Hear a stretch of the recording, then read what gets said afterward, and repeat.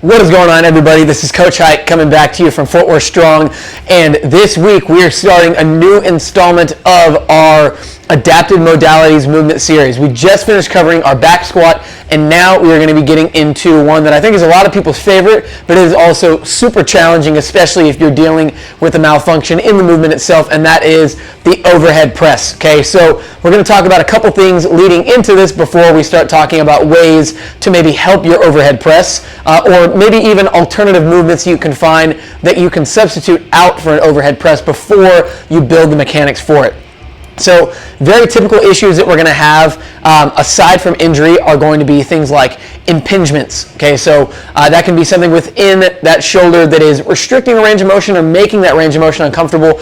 Speaking of restricted range of motion, that is going to be another big thing, and whether that be an injury to the chest, the shoulder itself, or the back, that's something else that we can talk about adjusting. And then out of that, we're really looking at asymmetries or any sort of imbalance in our movement. It's going to be really hard to have a great press if you have one side taking dominance over the other. So leading into that, we're going to talk about mobilization, making sure that everything is moving well and that we're able to cue that. That ties into activation, okay, activating our scapulas or our shoulder blades, activating our lats, and not activating the shoulder blades in the sense that they're a muscle, but really allowing for movement of the scapula. Also activation of those primary movers, so the shoulder being made up of those three components muscularly of the anterior, medial, and posterior delt.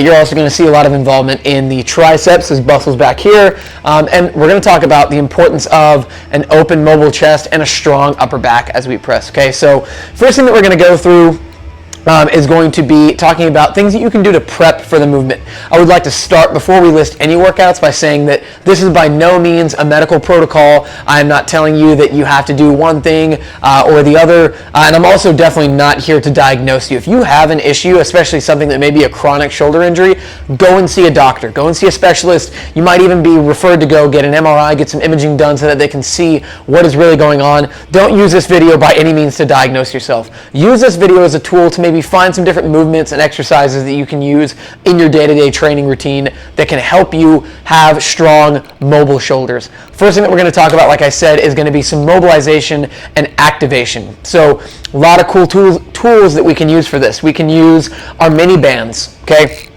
Great exercises that we can do with this include...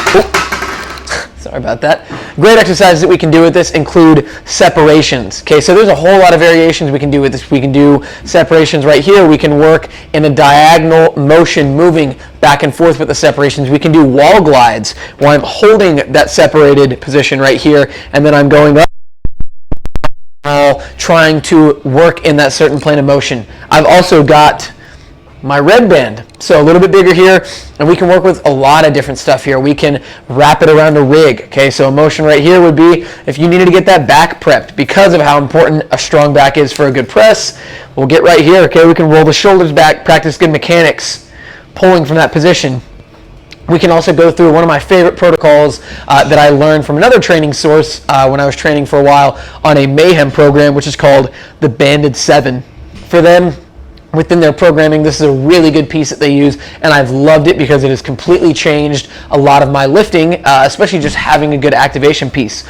But it includes 7 movements, 7 reps a piece, and those 7 are a supinated pull apart right here, a diagonal in each direction, an external rotation where I'm going to come right here, focus on keeping the elbows tight to the body, pulling out, a behind the neck separation like this, keeping in that W position right there, a